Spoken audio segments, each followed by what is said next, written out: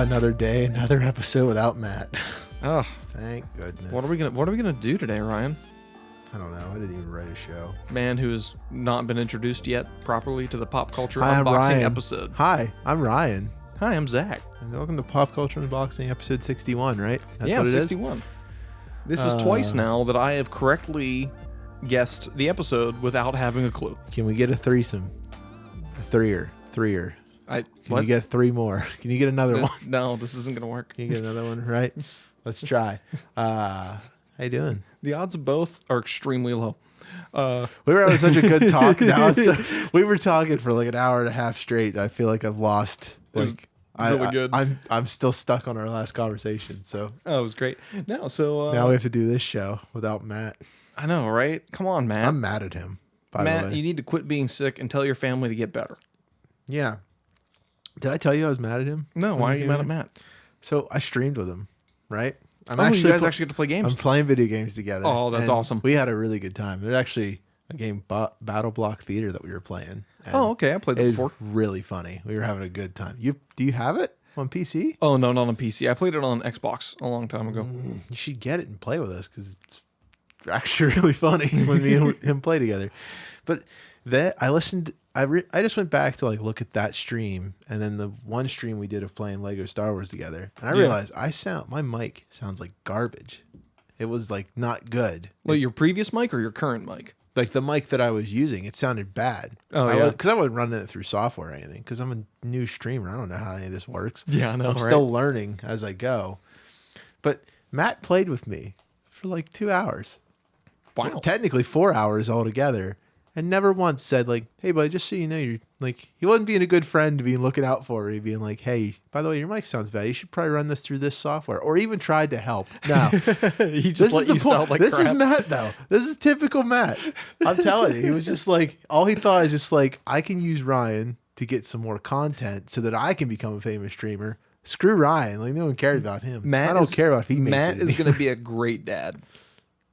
Well, how do you figure? Hold on. Matt's going to be the kind of dad who's going to take his son fishing, and then like at the end of the trip, he's going to go, "You forgot to put bait on your hook," and walk back to the car. And the kid's never going to forget again. It's so I can see it. I can see it.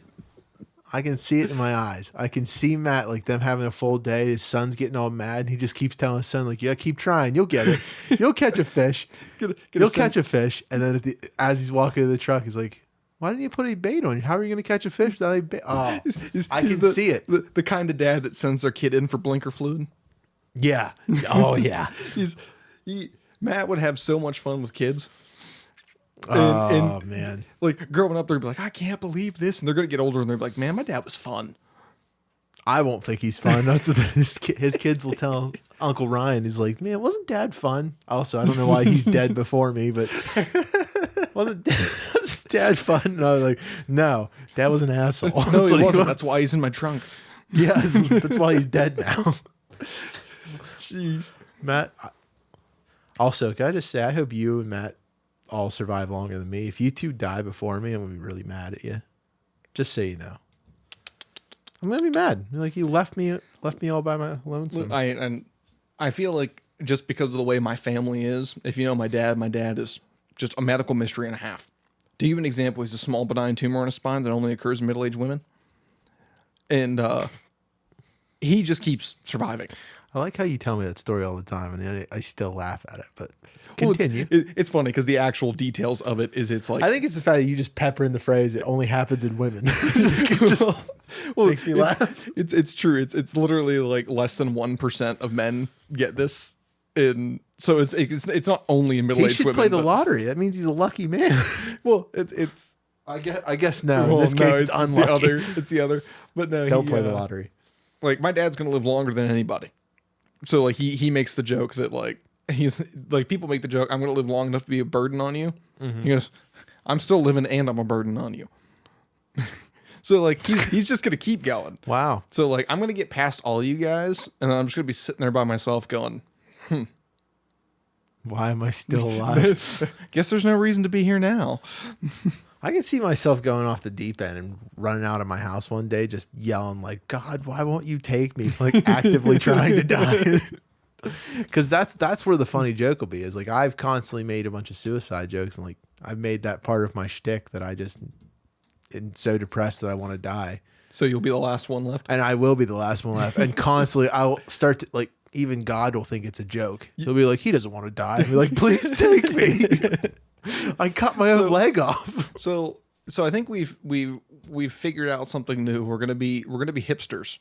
Mm-hmm. From now on, we're gonna have who could be the last one alive packs rather than suicide packs. Why does that make us hipsters? Because normally it's a suicide pact. Like I'm part of a suicide pact. You are? With my buddy and my brother. If one of us goes, the rest of us go. Not legitimately. I was gonna say, like, I want to say, if one it's of not the a legitimate suicide pact. I was very curious. Like, would you actually follow that? I was about to dissect that. I'm like, would you actually though? No, I have too much. Would you? Because I don't think you would. I have too much purpose in my life. I don't think you have the guts to kill yourself. No, I don't. The truth. That's the truth. There's two things. Now, that being said, that's something to be proud of. You don't have the guts to I would sacrifice myself, but I would not, like, for no reason, I wouldn't just go off and. I've actually seen what it looks like. So, you know, like look, I don't know how. For those of you that can't see on this audio podcast, I looked very concerned, Ryan. on Reddit, I've seen, I don't even know if I'm allowed to say this on the show. Matt's probably gonna get mad. Hi, editor's note time. Yeah, Ryan's absolutely right. This is getting cut because what he's talking about is messed up. And for the first time ever, I am going in, adding my voice in post, and saying, no, we're not listening to him talk about this.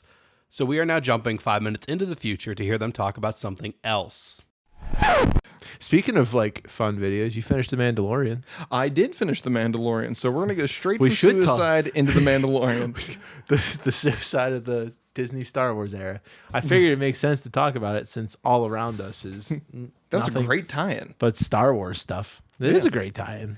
Oh yeah, Death of Star. So I do got to say that The Mandalorian was phenomenal. You liked it? They did a very good job at world building. Go ahead, keep talking. And okay, you look like you had something I have really something to show you, say. but I realize I'm gonna get in trouble for it. But Matt's not here to yell at me, so I'm gonna do it anyway. Oh, do it. Well, go ahead, keep talking. Okay, so but I did really enjoy it. It was really well built, and they did a better job with world building, so that like there was characters that you knew would come back. There's characters that you knew were like one-time guys. Like they did a really good job at showing people that were opportunistic, people that were loyal but not necessarily good. They did a really good job at building a world of characters while just telling a story. And that was such a big deal. They just told a story. Yeah. I like the fact that the show did more of like, I feel like it did more of that like world building thing where instead of it being like a good versus evil thing, it shows like, oh yeah, the world still sucks. Even like after a war, there's still some time where the world has to rebuild, the universe has to rebuild, and it's not building okay. Like, yeah, things are not okay.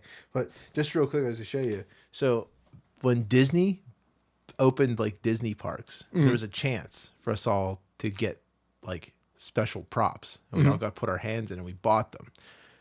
That was 2 years, a year and a half ago, close to a year and a half ago, and just randomly it showed up at this house because I gave them like my updated address to see if it would ever come. But first of all, this is a premium gray like plastic case. I'm explaining for you guys like AMSR, but inside it is actually Luke Skywalker's lightsaber, like a metal cool lightsaber. So like you push this button of like the rebel symbol, and when you open it, it's like an actual like metal prop lightsaber. Wow, that is impressive. It feels nice too, but now you understand why the action was so awkward. Yeah. So, well, that's the thing. Like that little thing at the bottom where, back when one of the deleted scenes for Return of the Jedi, and that's what this is. This is a Return of the Jedi like lightsaber handle. So this unscrews, and they have another pommel that goes on top that actually fits a blade, and you can use the blades for like the build your own lightsabers there, and you plug it in That's and awesome. it turns on. I don't have one of those blades. Turns out you can order them. I ordered one from the Disney store because I want to try it out. But yeah, like back then, a deleted scene down like where the bottom of the lightsaber is, right here, where there's like this basically like a square emitter switch that came from, I think this portion came from a grenade when they designed it. But in like a deleted scene, they show Luke like working on it, and like that, it has like two triangle, a red and green, and then he turns it on a screwdriver and it turns green, which then everyone's like, you think is like, okay, that's just it, like saying like the lightsaber works. Well, it turns out in expanded universe, Luke can turn it red. He can turn his lightsaber red. So like that's what that supposedly indicates, is that you can turn it red. That's interesting. Was it because he wanted to be able to? Was it just because Luke was, he was supposed to be more intelligent and he was capable of figuring out how to do that? Or was it that he had the option to be good or evil? Well, Luke always had that pull. Like one of the things that is like a kind of like a visual shot from Return of the Jedi is like, how he wears all black, right? He has that full black suit. When he gives in to his anger to take down Vader at the end, when they're having that epic fight, after he says like, if you won't turn, maybe your sister will. And like there's that flap that turns down, it shows that gray. That's like that was like a visual cue to show like he is more Luke is not a Jedi because he's more dark. He follows more of it, like he has more anger and that hatred. It's like his father. But when he strikes down and realizes that his father is the same as him, because he sees that his father has a mechanical arm, it's like a snapback to realize like if I kill Vader, I'm going to be nothing but him. I'm just going to become him. Yeah. And it all comes back to that like Empire Strikes Back when he's in that cave and he strikes down, he cuts the vision of Vader's head off, and it shows his face on it. Where it's usually like, okay, well that's because it's his family, but it also comes back to like, so that to the Empire is like, I'm going to be like him. So that flap is to show like when he turns around and says, I'm like a Jedi, like my father before me. That's like that visual cue, like the light is in him still, like he's basically becoming a Jedi. And like in some extended universe stuff, he has like a red like he can turn his lightsaber to a red blade, and it's like symbols like he basically, where like Mace Windu uses the dark side in a way, like can use dark side energy to fight. Luke kind of does the same thing, and that's like the source of Luke is powerful enough to like hold back the resistance of the dark side, but use it in a way. Interesting. Yeah, but that's like, those are cool little like visual stuff that watching Star Wars and nothing else has done. But be kind of engraved into my brain. I have so much Star Wars knowledge that'll never get me anywhere in life. But Yeah. but yeah, I got that, and I was like, I cried. That's man. cool. Like when he showed up, Luke showed up at the end. I guess The end of Mandalorian. Yeah, but at the end of the Mandalorian, when I cry. I was starting to cry. I like teared up. I opened that up and just see it, and I was like, oh, it's so beautiful. Well, and the thing that I really enjoyed about the show is that they did a really good job at just telling a story. Yeah. And like the entire time, there wasn't one time where I looked at it and went, oh, they put that in there because X. Like it really was. I was watching this person who was consistent the entire time with other people that were consistent the entire time. And if there was a change, it was character development. It wasn't like, like because of this, now I'm that. Like cheap moments. It was like the entire thing was really consistent, and you followed people rather than following plot points. A lot of people are looking at this show, at the ending of season 2, and or have kind of did like where season 1 was just like an interesting story, just like an interesting overall story. Season 2 does a lot of like world building around the Mandalorian, what's going on. But a lot of people have kind of kind of found their way like picking puzzle pieces out of season 2, found out that there might be a chance that when I said they're going to erase the new trilogy, like the plan, the most recent trilogy, there's weight to it now, because there's a YouTube video that has like a theory, and I'll give it to Matt so he can like post it in the notes and or link something. it. Mm-hmm. But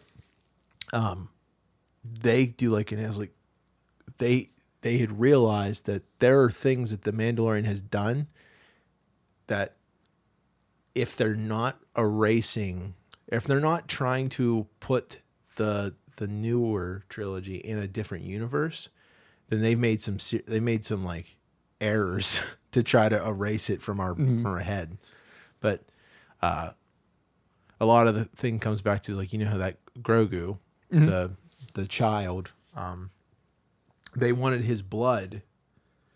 They wanted his blood to create Snoke. Well, at the time of like, at the time when Luke would have found Grogu, would have been 5 years, which is supposedly around the time Ben, if I remember correctly, Ben was almost 5 years, would have been almost 5, and he was supposedly getting trained at 10 years old. There's the idea is like, well,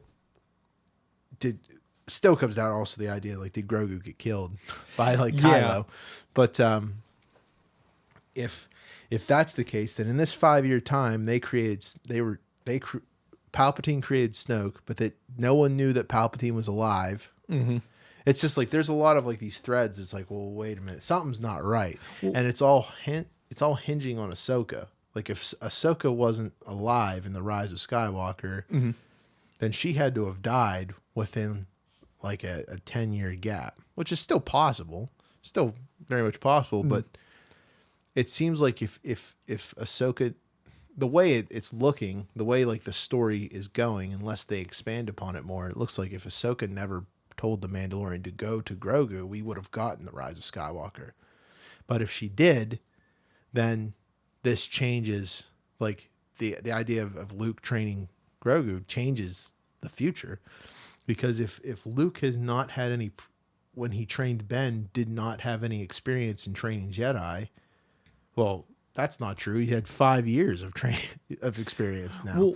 Well, no. If I remember correctly, part of what they were getting at is that Luke was going to start to train Jedi, and then Kylo killed all of his students. So he had other students, and he did go take Kylo to train him because Leia felt Snoke reaching out to Kylo to try and get him to turn. Well, that's the thing that I thought. I was like, well, then he technically would have had experience because he tried to train Leia. So I guess he had experience. But I don't quite know where you're getting the he doesn't have experience. What was it, like a quote from the movie that I missed? So it's like it's based on, I guess this is where it comes from, like the books and everything too. So, but when Luke pulls Ben to train him, and Ben is 10 years old. This is also where I get so confused because I don't understand the ages now, because it changes. Like before the Mandalorian, these different ages of when these characters are is so confusing, because it's like, I don't know how old any of these characters are anymore. Because I thought like Kylo was in his like late 20s, but I think he was like 21. Yeah, well, he may be even younger. Early. Like like he may be 20, and Rey is potentially, if Kylo. Well, that's the thing, because if like Kylo, if they hid Rey away when Kylo killed the Jedi Order, or the new Jedi Order, Rey was like close to like 5 or 6, and Kylo would have been at least, if all the timeline matches up, like 16 or 17. So then like Rey, if in the Rise of Skywalker Rey is 25, Kylo's like, oh my God, like 40, like in his, I don't know. Time, it all doesn't add up. But basically this guy like goes over it, and I'm like trying to take in the information, and that I get where he's coming from, because really that timeline stuff doesn't make any sense. No, I hope they actually do. One of the things that I think movie theaters could do. Well, go watch the video. Like, everyone who's listening, go watch the video. It's in the link, so I'll give it to Matt. He can post it on the show so you can find it in our show notes. But go listen before, because I may not even be completely correct. But go on. But yeah, I think that one of the things that especially when you have multiple trilogies, I think it is totally fine to come out and say, hey, listen, we tried something, it didn't work, let us fix it. Yeah. And I think it's totally fine because, like, I think I brought this up, and like I know you have an issue with it where it went from J.J. Abrams to the other guy back to J.J. Abrams. Yeah. And the second movie was so bad that J.J. Abrams did the best he could with everything from the first movie being destroyed. But that being said, that does not mean that it was good, because like there was my attitude's changed a lot though. I think it was funny. Somebody made the joke where they were complaining about like storytelling and plot telling, and they're like, yeah, how about this one? Somehow Palpatine's back. Yeah. And it's like, yeah, great, thanks for letting me know how that worked. like you can, and I feel like it was one of those things where like they threw something in there to try and make it work. And I actually like the idea of Palpatine being able to have survived. Yeah. But it also didn't make... It's one of those things where there's a bunch of stuff that just didn't make sense. And I'm real big on if you have movies, like movies and TV series, like it's cool that you can build things up through the TV series, through the TV series and books plural and stuff. Yeah. Whatever that is. But the movies themselves still have to make sense. Yeah. No, I agree. And when you go from, her origin matters to her origin doesn't matter to, hey, by the way, Palpatine had kids that were, as far as I know, never mentioned in any capacity ever. Well, I said where my opinion has changed, and my opinion has changed because new information has come out, has been confirmed, and it's clear that one, they didn't have a plan. They never had a plan, and that's the thing is like the fact they had originally just thought that each director would continue on where everyone started, and essentially like Rian Johnson said no, but Colin Trevorrow, he said he was going to follow Rian Johnson's thing, and then they fired him, and then Abrams had to take over. Yeah. And like there's from Daisy Ridley's interview saying like, well, they told me I was going to be Obi-Wan's, and then they said I was nobody. And then it's like, well, yeah, because they didn't have a plan. Yeah. It's clear with Snoke they didn't have a plan. With all the characters, they didn't have a plan. Because like Finn, the plan, it seemed like they had a cool plan going. Threw that out. One of the worst people that got really the short end of the stick was, Captain Phasma. She's in it for 2 films, and then she gets killed off for no reason. They built up this really cool character in the previews, and then it was like, oh, hey, by the way, well, they made it off 30 seconds of screen time. Yeah, like, well, that's the thing is like, in a way that this is where the Rise of Skywalker did do something right, is where at least in the first in the Force Awakens, Finn wanted to run away. In the second one, Finn still wanted to run away because like at the end of the first one, Finn was fighting for somebody, but then he chose to run away to protect her. And because of him overcoming his fear of fighting Phasma, like he grew, and now he is a resistance member. He's a part of the rebels. And that's where the third one sets up. He is a rebel. So I was like, yeah, great. That's good. But there was more interesting stuff they were going to do, but they threw him aside. And then,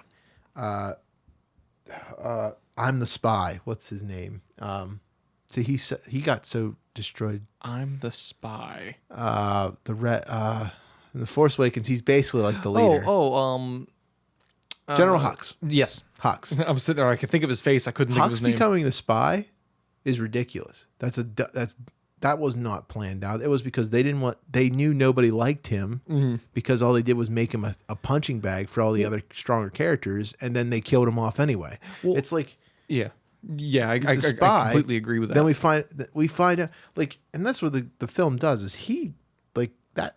The Rise of Skywalker kills a lot of people, and then and none of the important ones they let stick. That they kill random characters and nobody cares about.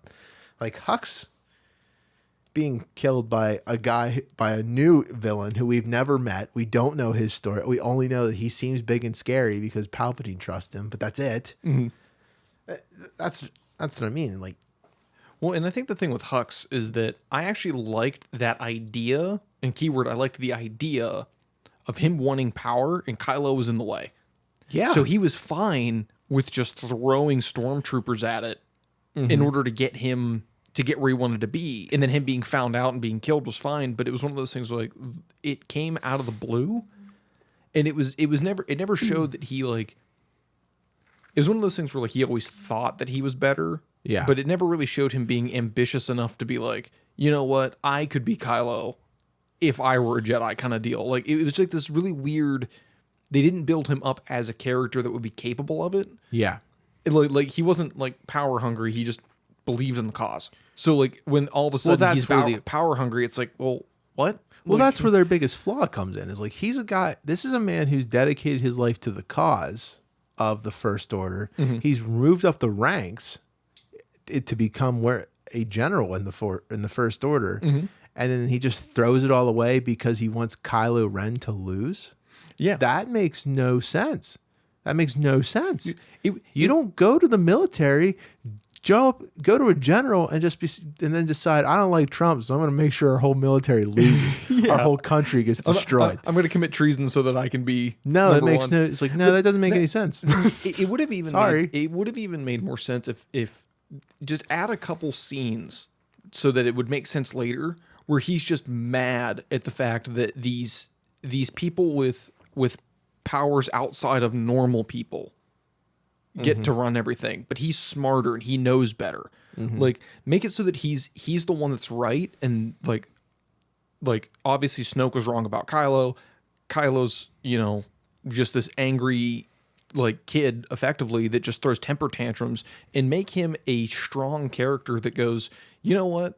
These two are useless, but the only reason why they're leading is because they have power. Yeah. If I took away their power, I would be the one leading because I'm more competent.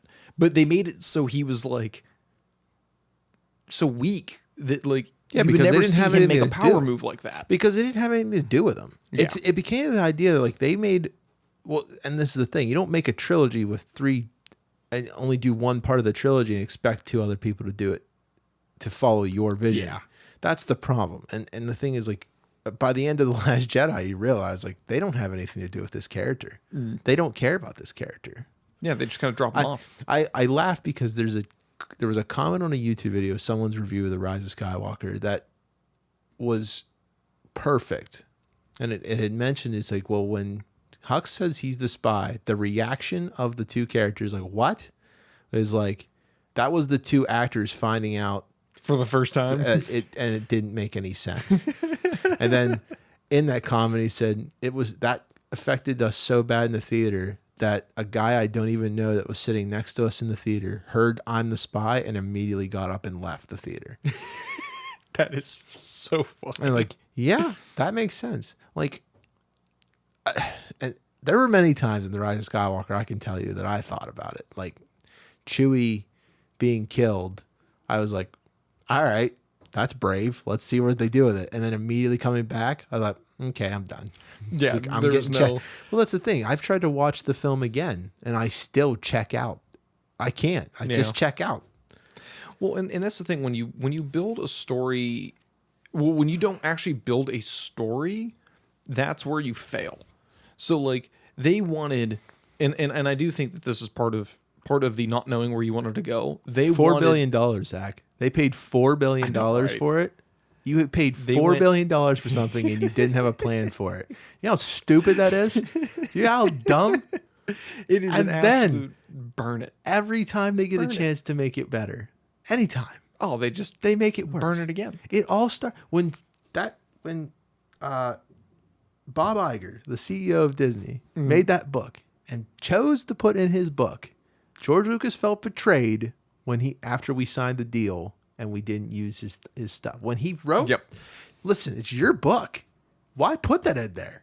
What is wrong with you? Nobody. No, that's the thing is like that shows how little the Disney cared about all this. Oh, And- they didn't. and- They knew it was a cash grab, but then they also didn't care enough about it to make it right. But I think what ended up happening is I think the only thing they cared about was having their "I am your father" moment. That's exactly what it Where, was. where nobody knew what was going to happen, and then as soon as everyone was like, "Oh, that's Ian McGregor," I guarantee you, she's a Ewan. Ewan McGregor. Like as soon as they heard that, they were like, "You know what? She's Obi-Wan's granddaughter, or even daughter, if that happens." Like I don't know. And as how soon they as wanna do it. someone figured it as soon as out- somebody figured it out, and everyone was like, "Yeah, that's where we want it to go," they were like, "Okay, instead of making people happy, we have to throw them off the trail so we can have our I am your father moment." And the I am your father moment wasn't worth it. There was an interview with Mark Hamill about The Last Jedi when it was coming out, and he had said that you create as the actor that played these characters, you create your own headcanon of where they've been, Where they're going. to the point that you up to the point that where you're playing, and he said like everything that Ryan did, it never met expectations, and he didn't do it. He's like, and he said, I said to Ryan, you should really do what the fans want. That's what they want. Yes. And Ryan Johnson said, no, you don't want to do what the fans want. You want to do the opposite. And like, what? No. What kind of director are you? No. And then that's the thing that makes me mad is he said something like so profoundly stupid, in my opinion, for something as big as Star Wars, but then goes out and makes a film like Knives Out, which in every sense is a brilliant film. I can't like that's the thing is like he's a good director. It's just I don't know where he was thinking. I don't know what he was thinking. And I guarantee you that probably came down from up top where they were like, "Hey, listen, everyone knows she's an Kathleen Kennedy, Obi-Wan. probably. Figure it out. Figure out how to subvert expectations." But real quick, because we were talking about Mandalorian, I'd like to kind of go back to it. Oh yeah, definitely. And look, it's no secret right now. There's a civil war going on, and one side is Jon Favreau and Dave Filoni with Mandalorian, and then there's Kathleen Kennedy and her group of the Favreau wins every time. But with like the Mandalorian, I guess what did you think with the ending of like Boba Fett? Like, do you have connections to like Boba Fett? I think what they did was really good because I think one of the things that is left open enough in the movies. So I always take it from the reference of the movies are the most important, and then everything else is side building, but the movies are the most important. One of the things that I think they did really well with Jango Fett is they built it up so that he wasn't necessarily someone that agreed with the Empire, but he was You mean Boba Fett, right? no Jango. Okay. So, well, at the time, it would have been the Separatists in the beginning. But it wasn't that he was. I'm going to say I'm going to use dishonorable. Can I say he Or was honorable. a simple man making his way through the galaxy? Well, and that's the thing is like he disagreed with what was going on in Mandalore, and there was a civil war, and then he went off, but he still maintained like a moral code, which made him more like a cowboy. That's weird that you know that. I didn't think you would know that information about Jango Fett. I guess they do kind of mention So- stuff like that in the. But in the thing that I think works out really well is that like when Boba Fett gets his armor back and the kid's gone, he keeps his word. He said, "Hey, listen, my word to you was that I would ensure you the safety of the child." Yeah. And even though he like got his armor back, he had no reason and most to. people could have been like, "Hey, listen, I had nothing to do with that. That's externalities." But honorable people would look at that and say, "Hey, listen, I did promise you something. I'm going to keep it even though there were externalities." Yeah. And they built up this really good character in the fact that now you have this interesting setup where I think this is where they can go with season 3, is that you've got Bo-Katan who wants to reestablish Mandalore, and you've got Boba Fett who doesn't think that Mandalore works. So, and then now you have this Mandalorian in between that neither one of them necessarily care for, but they all respect. That essentially holds the key to rolling Mandalore too. Yes. And that's one of those things where I thought that was such a well-built setup where they made a point to say, look, Boba Fett really didn't care about either side. He was a bounty hunter. which is in the original movies, he is a bounty hunter. He could care less about the Empire. Yeah. And Jango Fett could care less about why he was being cloned. Mm-hmm. He's making money. And if you think about it, Jango Fett probably just wanted a son. And That's exactly reason. why That was the deal. And that's exactly originally, why Boba Fett happens. Because when Count Dooku came to Jango Fett, he said like, "What? I'll pay you. I'll give for you this." anything. And he said like, "I want one of the clones Unaltered. unaltered to grow up." And he was like, "When I asked why," and he said, "You may." And then he walked away. He never said like what the reason was, and like whatever. Yeah. But you're right. That is, I'm so impressed, Zach. No, I never expected you to have something so like to analyze Star Wars like that. The way of a 100%. Star Wars fan. Dude, I grew up with it, but a lot of it is that like I didn't do the side stuff. So like when I do look at the movies, I do look at the movies as standalone. So like a buddy of mine absolutely loves the prequels. Yeah. Absolutely loves them. And like he'll be like, "Oh, this is why this happened, and this is why that happened, and that's why that happened." And I'll watch the prequels and I'll go, "None of that made any sense." Yeah. Like, it just didn't make any sense why Yoda couldn't figure out Palpatine was a Sith when he was right next to him. And then my buddy would be like, "Oh, well, what you don't understand is that, like, there's Sith artifacts, and these Sith artifacts were nearby that would help hinder your focus with the Force and the whole 9 yards." And I'm like, okay, that was never brought up. I was like, there wasn't even a scene where they showed him holding something that, like, let you know, okay, that's doing something. Like...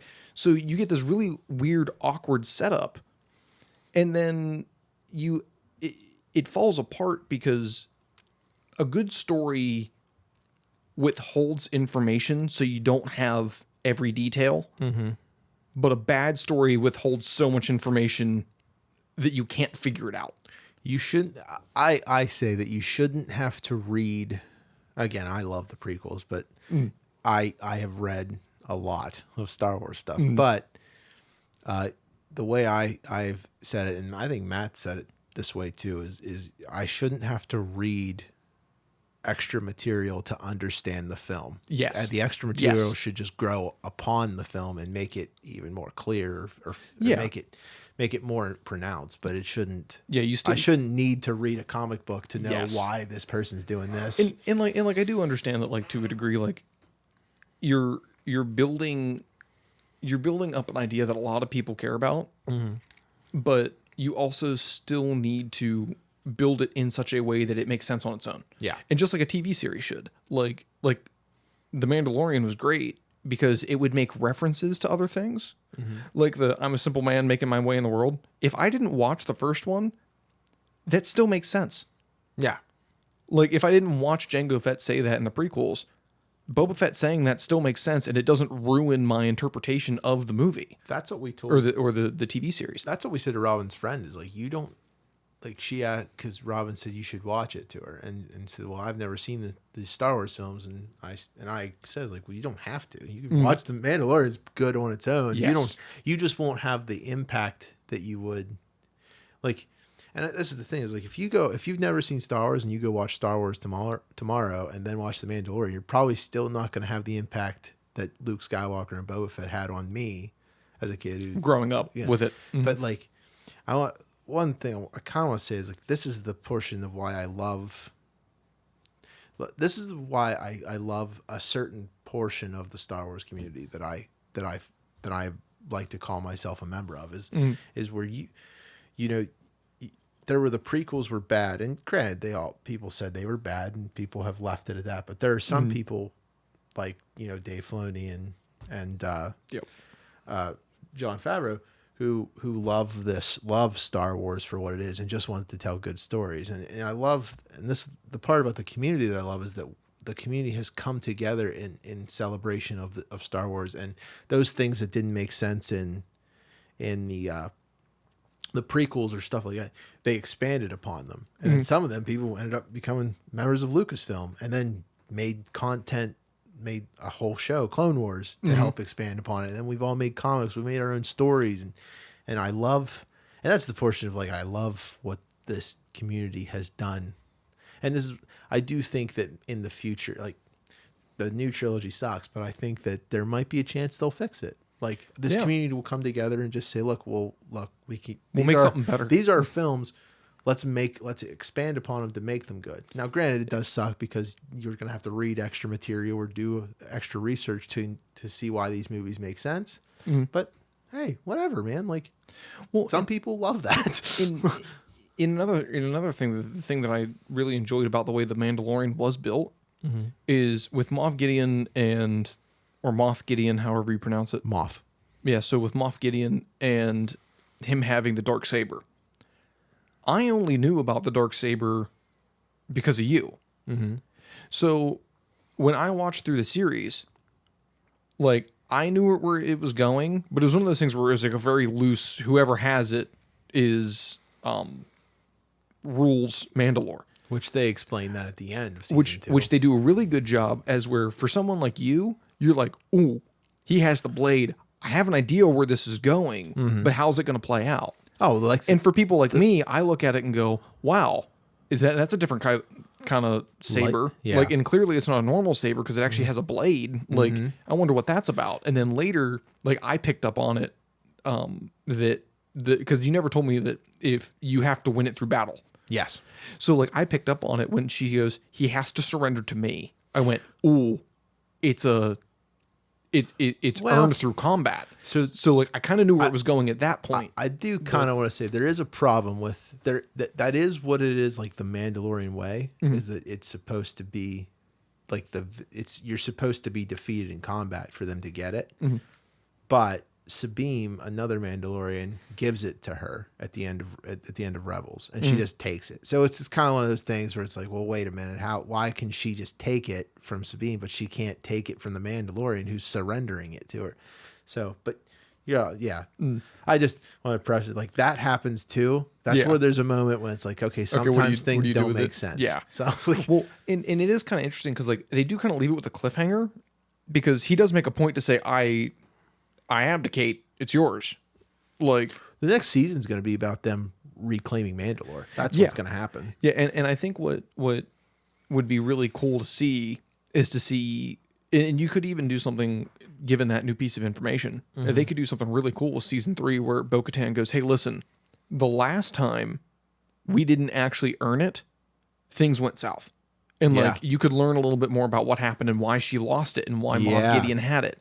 And it could even be something where she could say, hey, look, the other Mandalorians wouldn't follow me because they knew I didn't win it. Well, so I had to win it. That's where the idea is how she lost to Moff is because she didn't earn it from Sabine. She was given to her. That's one of the theories that people make. And that's one of those things where, like, you can easily fix that. But that also means that, you know, this Dinjaro, is that? Dinjarin. Dinjarin has an opportunity because he is in this weird spot where he goes, okay, like, this kid matters more, but I need to be in a position to take care of that kid eventually. And now you have a position where you could have Mandalorians and Jedi be allied. Yeah. Which would change the game for a lot. and it would be really cool. Like, for me personally, it'd be really cool to see Boba Fett go, hey, listen, I think that we shouldn't be a thing. Like, I don't think that we should have a planet. Like, I'm not going to join you. I'm going to build my own. We should all be our own separate thing. Well, that's what it's going to be, is Boba Fett's he's going to take over the Hutts and become a gangster, like a crime lord. That's what he's doing. Yeah. I have kind of a theory of how season 3 is going to go. Is season 3 is going to be that there's going to be a war for Mandalore. They're going to fight for Mandalore, and then I call him Baby Yoda, but Grogu's not going to get killed by Kylo. What's going to happen is Luke's going to bring him back. Like, Grogu's going to find his way to Mandalore and help fight. And there's going to be an epic where Din's about to die, and out of nowhere, Grogu comes and saves him. And it's going to be like great that to see him throw that ball at someone and hit him with the ball. Well, Mando still has the ball. I thought Mando gave it to him on the way out. I don't think so. I think he still had it. I might have missed that. I could be wrong. I could have swore he still had it. That's because I remember making a comment. It's like, well, you should have gave him that. Yeah. Well, and that's something that, like, that does, I would really like to see that. And you do have the opportunity to make those exceptions with Grogu. Because all Luke said was that he killed all of my students. It doesn't mean that there weren't other students that, like, had been gone. And Grogu's in a special position where Grogu's 50 and had been trained by many other trainers. And they made that point. Well, also, technically, Luke wasn't conscious when all of his... So as far as Luke knows, maybe they weren't all killed. He found the That is a wreckage, possibility. so maybe he assumed... I mean, I guess there's the Unless he idea found that- all Well, of that's the thing, bodies. is, like, But he knows his students, so maybe he found all the bodies and buried them. But I'm almost certain what's going to happen is we're going to have that war for... Season 3 is going to build up War for these new Mandalore. characters, and we're going to have all the Mandalorians come back. We're going to see the armor probably show up, and they're going to have a war for Mandalore. And in some situation, probably all of the characters that from the Mandalorian that we have grown to love, like Cara Dune and all them, are all going to come back and help fight in the war. And then the war is going to end. It's going to be extreme, and there's going to be a time when Din's going to be looking like he's going to die, and they'll either kill him off and end it at season 3, or Grogu's going to come back and show up on Mandalore to save his father, essentially, and kill and basically that the war will end with them having to have a final fight between... so crazy theory, and you may hate this or you may really enjoy it. I'm just saying, Matt, save that clip so that if I'm right in the future, we can come back and say play I it. called it. I would like to see that after Kylo turns, Grogu will be, 100? Well, not 100, but 170. Or, I'm sorry, 70. I added 70 instead of What? subtracting 30. If he was 50 years old... He's 50 years old, and then he gets 20 years worth of teaching? No, because Kylo... it's only like 10 years more. It'll only be 10 years more. Well, let's assume it's 10 years more, but So he'd be 60. he'd be 60. Let's assume that he can now talk, and he's a little bit more... Using the Force now is mobile and able to move and do different things. Would like to see after Kylo devastates all these different things, because like Grogu's special ability is staying alive while Sith are killing younglings. Well, there's a comic book just came out that explained why that didn't happen, which again, this is where it's Disney taking their portion of what they trying to make everything make sense. Disney's trying to fix stuff. I'm not going to talk about the comic because I don't know much about it. I just saw it. But yeah, you do. Anakin explains why Grogu's not dead. Like Grogu actually Anakin didn't kill everybody, but it's like, that's stupid. stop. Well, and that's Stop, that's one of Disney. the problems with the prequels is that the younglings needed to be teenagers. And that was the thing is like, if they were teenagers, they could at least fight back. And it could be one of those things where Anakin could have been going through. And then when he said, listen, we're no longer going to follow the Jedi, and they go, no, and start up their lightsabers, then you could say, yeah, he killed a bunch of kids. Yeah. But not like defenseless children. So like that, and that makes it weird. Like, why do you let Grogu go? Because you literally just killed a bunch of other defenseless children. That's and the that thing. kid's lived 50 years. He's lived a good long life. That's the thing. It doesn't make sense. I don't know. It's whatever. But yeah, so I would like to see after like if they keep that canon of the latest trilogy. Grogu survives Kylo's attack. Grogu goes back to try and find Din. Meets up with the religious Mandalorians. Since Skywalker's gone and he no longer has any Jedi, he chooses not to be a Jedi, but instead chooses to be a Mandalorian. Be a foundling. Well, he is a foundling. And then because he's clearly going to be the best killer, Yeah. Well, he's already a foundling. gets an armor of Beskar See, and becomes a someone made a Mandalorian drawing. Jedi. Someone drew a picture of what that would look like, and It was the funniest thing. It looked like Shovel Knight. Yeah, I've seen it. But I do love that theory. The idea that he leaves, he decides, you know what, this is twice now. I was almost killed as a Jedi. I don't want anything to do with this. I will say this: no matter what the future holds for Disney Star Wars, because we got to kind of wrap it up. But for whatever happens at the end of Disney Star Wars, there's one thing I am begging. That's all to not allow happen, or or Disney should not do it. And it's completely erased the new trilogy. I know I don't like them. I know they're bad. But here's the thing. I 100% think that no matter what, we have to keep... You can change how we get to that point and change whatever you want. But you have to remember your problem. You got to remember where you flawed. And we can't do... There's another film, Justice League. Can't give people the idea that you can't remake the ending to the Skywalker saga with hindsight. That's the same thing with like Justice League Snyder Cut has got a unbelievably unfair advantage because they know it doesn't work. I agree with that, but I do think there's a difference between... We should keep them, and we need to acknowledge that they happened. But we could still tell good stories after and during. And 100%. But I do think that there's... And this kind of goes in with what I was saying earlier. I don't think that there's a problem with a company coming out and saying, hey, listen, what we built was bad. Well, they need to accept that. And we would like to make a new one. Because I feel like Justice League is a specific issue where they're like, hey, listen, we're going to remake the same movie. With the same footage? With the same footage and the same characters. And like, you can rebuild. Obviously, you can't get away from Luke, Leia, and Han. I mean, you're going to have to now, but I just Carrie don't Fisher's like the dead, idea. But... I don't like the idea of... Well, it'd be stupid. I feel like it'd be stupid to remake them anyway. But I don't like the idea of like, look, you screwed up. Acknowledge that you screwed up and accept that and keep it as like like it happened because it's a flaw in your plan, and hopefully, because here's the thing, because now we have the 3 bad films, but then you've got all these shows that have potential to be good. If you've got all these shows, it gives you evidence of like, okay, well, Disney knew they made a mistake with these 3 films, and we have evidence of it. But if you try to erase them, one, look, there are writers.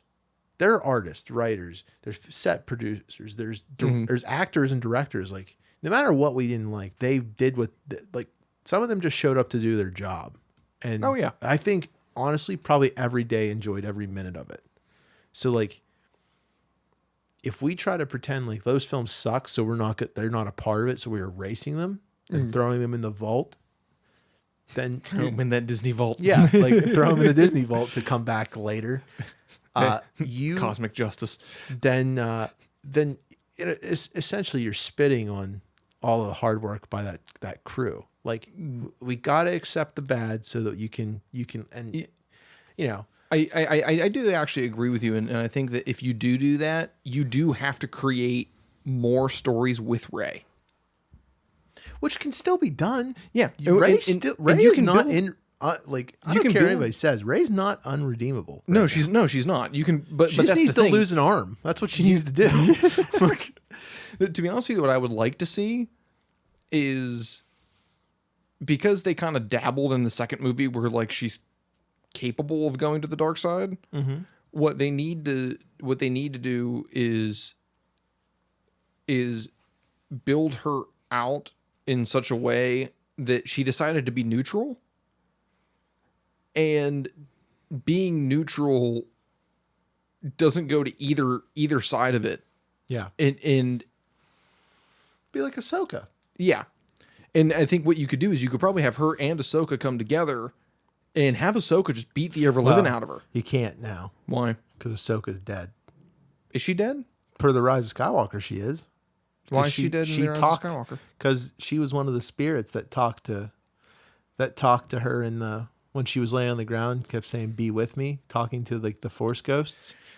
Now, granted, I think you can, I didn't realize she was in on that. I think, granted, you could probably still make the argument that like, well, she didn't need to be dead. If Grogu can talk to Luke, if Luke could sense Grogu and hear him, yeah, it doesn't necessarily have to be a... Yeah, and they said that Ahsoka, like, and even with Ahsoka, like, she never talked to Grogu. Like, they never exchanged words. They like telepathically knew she knew everything from him. So like, you could argue that. To be honest with you, you just built out the point. You can make it that you don't. You just have to be able to speak through the Force. You don't necessarily. Well, you're giving them strength through the Force. You don't necessarily have to be dead. Well, that's what I want. That's what they should do. I don't know if they'll do that. I'm giving an example of how you can get away with it. That would be. But so far, the only Jedi that we know talk to her The only Jedis that we know talk to her are dead. So like, well, and that would actually be a really good why twist. is this one alive? And when they meet, they can make a point to say like, look, Ahsoka could make a point to say, look, my master taught me, speaking about Anakin, of how to speak through the Force. Yeah. Like, and that's where she could be like, oh, and then like Ahsoka's strong, but what I would actually like to see is show that Ahsoka is capable of doing these things because she was taught, not because she's so strong with the Force that she's special. Well, yeah, because you don't want to marry Sue. You want someone that's gonna have flaws. And I think that's one of those things where like you could have Ahsoka beat the crap out of Rey when they first meet and show that Rey still needs a lot to go. Mm-hmm. And then they together can do something really cool. But what I would really like to see is neither one of them become Force ghosts. Because I don't want it to turn into this big thing of like, now that we know that there's Force ghost, everyone's a Force ghost. And if that's the case, though, they have to acknowledge that they're not as powerful. Well, there has to also be an acknowledgement that Harrison Ford showing up in The Rise of Skywalker was not a Force ghost. It was just like a Leia pretending to be him. Well, you know, and they can do that because he wasn't Force. He was like there. Yeah, well, which I that's what they need to do. Yes, but will they do it? That's the thing. You don't know. We don't know what they're going to do. If anything, most likely after what the fans have done, Daisy Ridley. Oh, most likely they're done and they won't do it again. The guy that plays Poe Dameron in an interview said like he would never come back unless he wanted to buy a house. He's like, if I ever need a new house, I'd come back, but Poe's gone. Yeah. well, and that's what happens when you burn two really well-built original characters and just burn them into nothing. Like Poe's character went from completely competent to completely incompetent moron that didn't do anything in the third movie, and the same thing with Finn, where only Finn wanted to be kissed. Yeah. Well, and to be honest with you, kissed now? To be honest with you, that was one of the few Star Wars funny moments that I thought, yeah, that fits with the series. Where like he was so focused on winning the war that when the war was over, he didn't know what to do. It was like, maybe I should have a family. Like, should we? No? Okay. Like, it's like, to me, that like made sense for his character. That's what I was like. And I'm just like, and there's moments like that I think are great. But like when you build up two really real potentials and characters, and that's something that like you would have to have them come back to redeem them as well. Because like you can make a point to say, hey, listen, they had really important parts here, not here, but now they had really importance over here. So like, yes, there was a lull in their story, but that's because Rey's was so important, theirs didn't seem it. How much do you think Harrison Ford made? How much do you think that they had to pay him so much? Oh, that man hates Star Wars. He cares so little about Star Wars. I wonder how much his paycheck was. I wonder why exactly that is. I wonder if it's because everyone remembers him from the Star Wars and like he's done so many other things. People are like, why do you remember me for just this? Well, yeah, because Harrison Ford has done, well, it's that and Indiana Jones. Those are two beloved characters. And also, I kind of think I think that if I ever played a very beloved character in a movie that was so loved, and I would want to kill it off too. Like I would hate that character too. See, I find that so weird. The Princess Bride, Lindsay, what's his last name? I don't know who you're talking about. So in the Princess Bride, the main character who plays Wesley, his first name's Lindsay. I can't think of his last name. Oh, okay. I don't know his last name. He is a phenomenal actor because he's been in a bunch of other things. Everybody looks at him and goes, Princess Bride, and he loves it. And the reasoning is he looks at it and says, hey, look, I made an impact on all these people's lives, and they remember, like, why would I be upset that you remember me from a movie? The fact that you remember me at all is amazing. And like you have all these other actors that are like, I've done other things. Why won't you recognize me for other things? Because, like, because you were really good. Because some people don't look at it like that. Because some people look, at the end, an actor wants to get attention. They care about your attention. Oh, so we learned that in 2020. Yeah. So, yeah. So the thing is, like, they make these different characters because they want you to love their character. They want you to love them and give them attention. I think what it is most actors just don't like the idea of you only caring. Like, I've played other characters. I have other work. You either respect all my work or you don't respect any of it. And like, nah. Yeah, it's like, oh, come also, on. I'm pretty sure because Harrison Ford has made, I don't know if you've ever looked at his catalog of like films he's made, but as far as characters, he's made some very good movies. Oh, yeah. And he's played some very good characters, but there's one problem. They're all practically the same. Well, yeah. If you ever get typecast. Listen to Harrison Ford on Air Force One say like, "Get off my Get off plane," my plane. and then just close your eyes and picture that, and just change his clothing, and you'll be like, "Wow, that's him from Blade Runner." Oh, that's Indiana Jones, because he has because his voice and all that, because it's the same actor. Obviously, you would think it's the same, but it's the way he like, it's the clever word, like the way he like does like, "Get off my plane" is so. It's unique. It's unique, but it also like how he says unique like badass one-liners like that. He says them the exact same way. Yeah. In other at least in my opinion. People might disagree, but I'm not saying Harrison Ford's bad. Well, guy wrecked a plane and laughs about it. There's certain characters like Liam Neeson. Liam Neeson plays the same character in every movie, but that's what he's good at. And it's like, that's why you picked him. Yeah. There are certain characters that are really funny. I think it's maybe the best I could use is like Adam Sandler and Kevin Hart, where like they're playing themselves Yeah. in different situations. That's true. Yeah. So like it's like, but I do think there's a difference between that and like I'm really good at this one specific kind of character. Yeah. But it is really really entertaining. Behind us in these glass cases are Hot Toys. This is back to Harrison Ford. But one of those in there, I don't have it, so you don't have to look for it. But there's the Han Solo Hot Toy. I see it. Not that one. Oh. An older one. Back like the New Hope version of him. Oh, okay. Is like worth 700 and something, like $700 is like the cheapest you can find it for.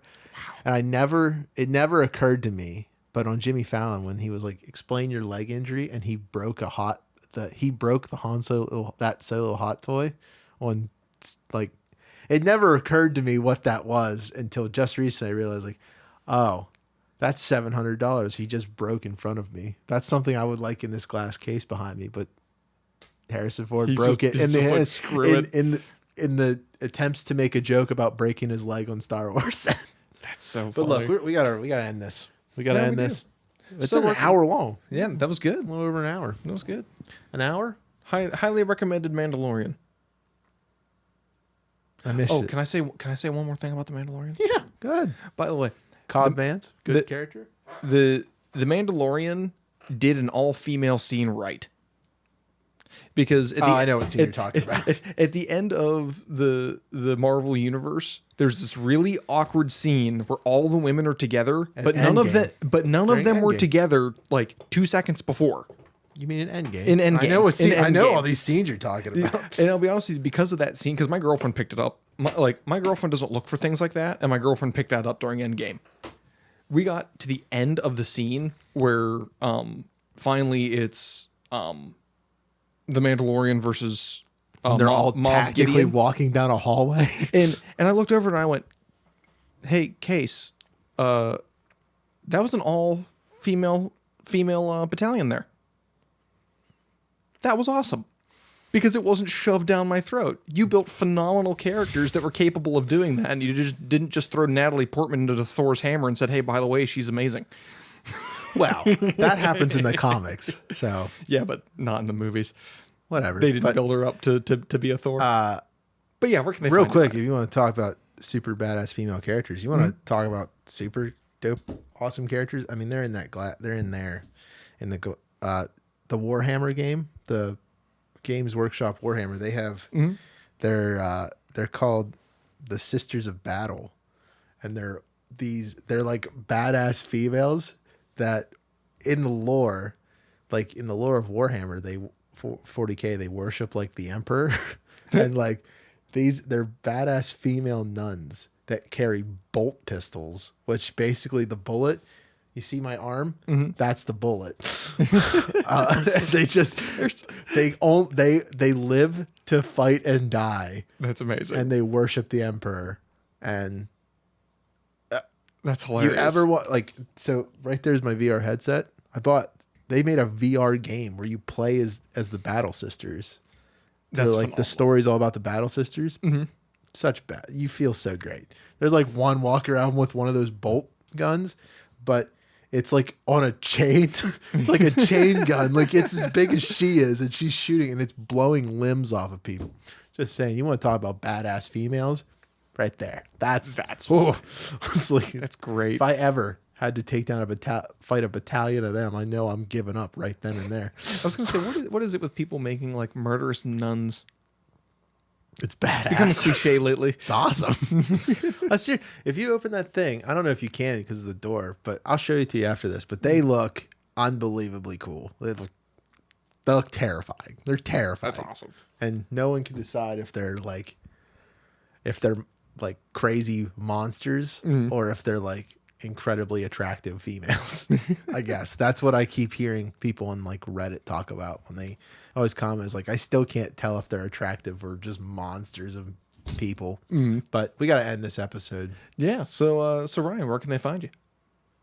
Red Steak Ryan, Twitter, Instagrams, and Twitch. Twitch now too. I think I fixed my mic issue, so maybe I'll sound better now. Yeah, well, they can find me at little_leaf, LIEF, on Twitter. Oh, real quick, speaking of streaming, Matt, who his Twitch thing is Jan Jinkle. We're doing we're doing kind of like a live stream thing together. We're gonna play through the rest of Battle Block Theater together and try to like beat the game because it's really funny. So you should come over and watch us. Hattie. Yeah, you should come over and watch us play because it's hilarious. That's awesome. But that's it. Well, I know I'll be there. Will you? Will you be there? Well, at least for purposes of the podcast, I will. Okay. Okay, have fun. Bye.